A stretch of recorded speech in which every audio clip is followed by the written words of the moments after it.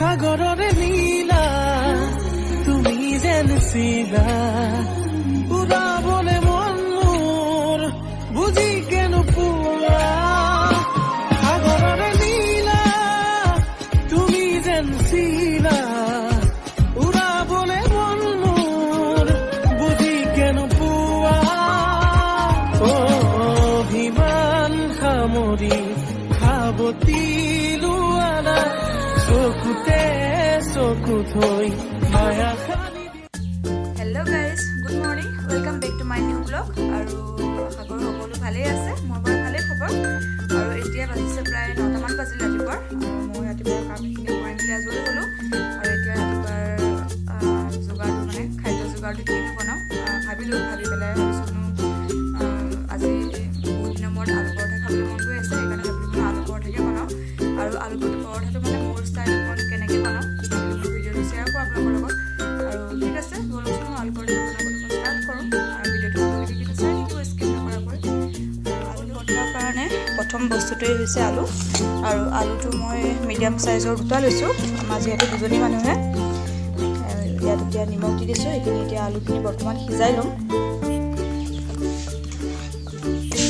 এতিয়া আলু পৰঠাটো বনাবৰ কাৰণে আলুটো মই সিজাই ল'ম এতিয়া আলুটো চিটি মাৰক আৰু এইফালে মই ময়দা দিও বনাব পাৰি আৰু আটা দিও বনাব পাৰি আপোনালোকেতো সকলোৱে জানেই মই বনাম আটা দি পৰঠাটো কাৰণে মই এতিয়া ল'ম ৰুটিটোৰ কাৰণে সেয়া আটাখিনি উলিয়াই ল'ম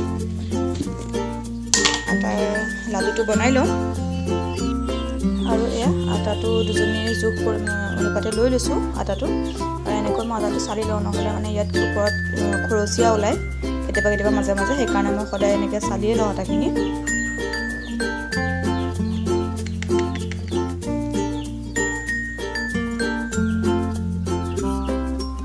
সেয়া দেখিছেনে এনেকুৱা খৰচীয়া ওলায়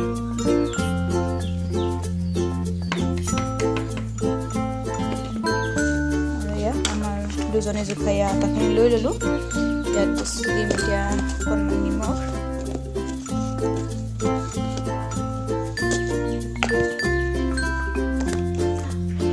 অকণমান দিছোঁ নিমখ আৰু ইয়াত অকণমান দিম মই ৰিফাইন তেল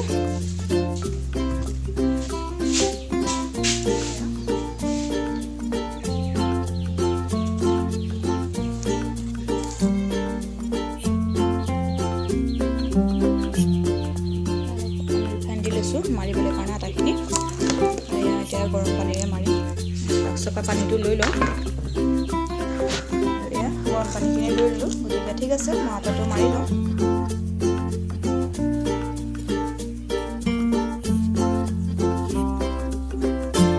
আটাৰ লাডুকেইটা এয়া বনালোঁ তিনিটা বনালোঁ আৰু এইফালে এয়া চিটি মৰাৰ পিছতে আলুখিনি এনেকৈ ভাঙি ল'লোঁ ভাঙি লৈ তাৰপিছত ইয়াত দিছোঁ এতিয়া জলকীয়া এটা দিছোঁ এইটো জলকীয়া মানে খুব জ্বলা সেইকাৰণে এটাই দিছোঁ মানে খাব নোৱাৰি বেছি আৰু মিডিয়াম চাইজৰ এটা পিঁয়াজ লৈ লৈছোঁ সৰুকৈ কুটি আৰু এইকণতে লৈছোঁ এয়া বঙালী ধনিয়া আপোনালোকৰ ফালে হয়তো মান ধনিয়া বুলিও কয় চাগে চবতে বেলেগ বেলেগ কয় ভাষাবিলাক আৰু এইফালে আমাৰ বঙালী ধনিয়া বুলিও কয় মান ধনিয়া বুলিও কয় এয়া লৈছোঁ তাৰে দুটা পাত আৰু মছলা হিচাপত মই ষ্টাফিংটো বনাবৰ কাৰণে এইটো এয়া ধনিয়া লৈছোঁ ধনিয়া গুড়া যিহেতু ধনিয়া পাত নাই সেইকাৰণে ধনিয়া গুড়াটোকে দিম আৰু এইফালে লৈছোঁ এইটো জিৰা গুড়া আৰু এইফালে মই পেনখন বহাই দিলোঁ গৰম হৈ গ'লে তেতিয়া তেলখিনি দি মই ষ্টাফিংখিনি বনাই লওঁ হওঁতে মই ইয়াত কুটি থোৱা জলকীয়া আৰু পিঁয়াজ আৰু বঙালী ধনিয়াখিনি দি দিছোঁ তাত অকণমান নামমাত্ৰ ধনিয়া গুড়া দি দিছোঁ অকণমান দিছোঁ আৰু এইফালে দিম আকৌ অকণমান জিৰা গুড়া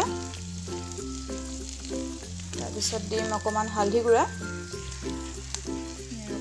হালধি গুড়া দিছোঁ আৰু এইখিনি মই অকণমান সময় ভাজি ল'ম এনেকৈ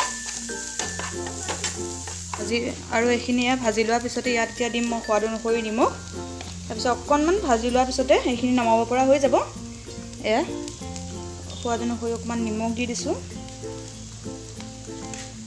আচলতে ষ্টাফিংখিনি ধুনীয়া হ'লে মানে খাবলৈ আলু পৰঠাটো বা যিকোনো বস্তুৱে হওক ষ্টাফিংটো যেতিয়া মানে ধুনীয়া হয় তেতিয়া পৰঠাটো খাবলৈও ধুনীয়া হয় টেষ্টটো ভাল আহে সেইকাৰণে মানে এই আলু পৰঠাটো বা ম'ম' হওক এই তাৰ ভিতৰত যিখিনি এয়া এই মছলাখিনি মানে এয়া ষ্টাফিংটো এইখিনি ধুনীয়া হ'লে খাবলৈ মানে খুবেই টেষ্টি হয় খাবলৈ।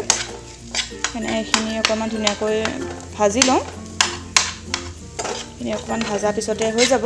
ষ্টাফিংখিনি হৈ গ'ল এয়া আলু মছলাখিনি। আৰু এয়া এতিয়া মই এইখিনি অকণমান ঠাণ্ডা হোৱালৈ ৱেইট কৰিম।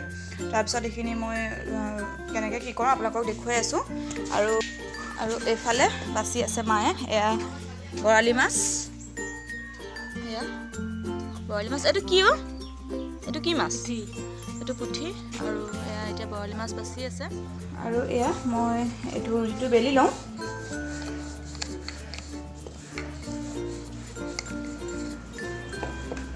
ইয়াত মই এইখিনি আলুৰ মছলাখিনি মই ইয়াত ভৰাই দিম।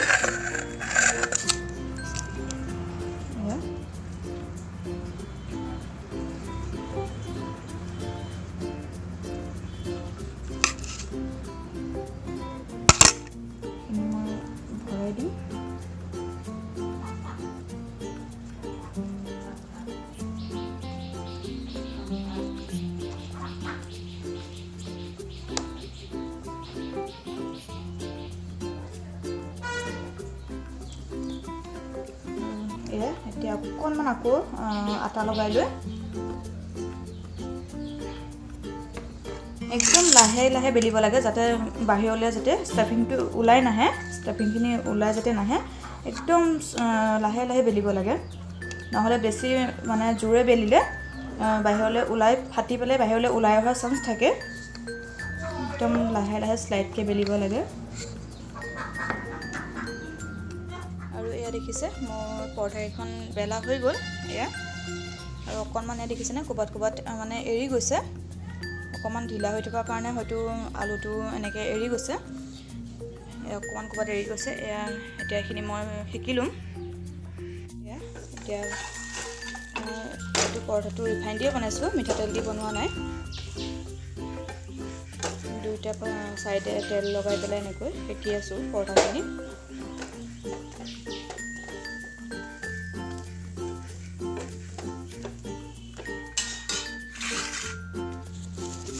তো হেই গাইজ, এয়া দেখিছে মোৰ আলু পৰঠা বনাই হৈ গ'ল। আৰু এয়া একদম গৰমে গৰমে খাব পৰা হৈ গৈছে। আৰু আচলতে আলু পৰঠাটো বনালে এইকাৰণেই ভাল মানে খাবলৈ, ইয়াত মানে ধৰক চব্জি বা ঘুগুনি এনেকৈ ব্যৱহাৰ নকৰাকৈও মানে খাব পাৰি, নোলোৱাকৈ এনেকৈ ধৰক গাখীৰ চাহ একাপৰ সৈতেও খাব পাৰি। সেইকাৰণে এইটোৱে ভাল এনেকৈ বনালে। আৰু এয়া দেখিছে এইখিনি মোৰ বনাই হৈ গ'ল আলু পৰঠাখিনি। আৰু এয়া এতিয়া বনাম ইয়াৰ লগত খাবলৈ গাখীৰ চাহ। এয়া গাখীৰ আছে, গাখীৰ চাহ একাপ বনাম খাবলৈ এতিয়া।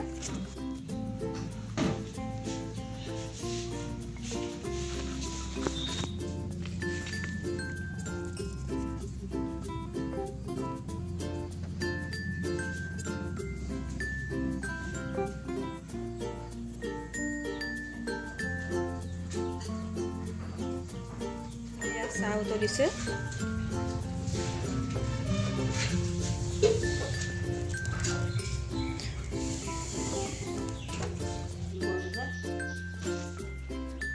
আৰু এয়া হৈ গ'ল আমাৰ পৰঠা আৰু চাহ ৰেডি।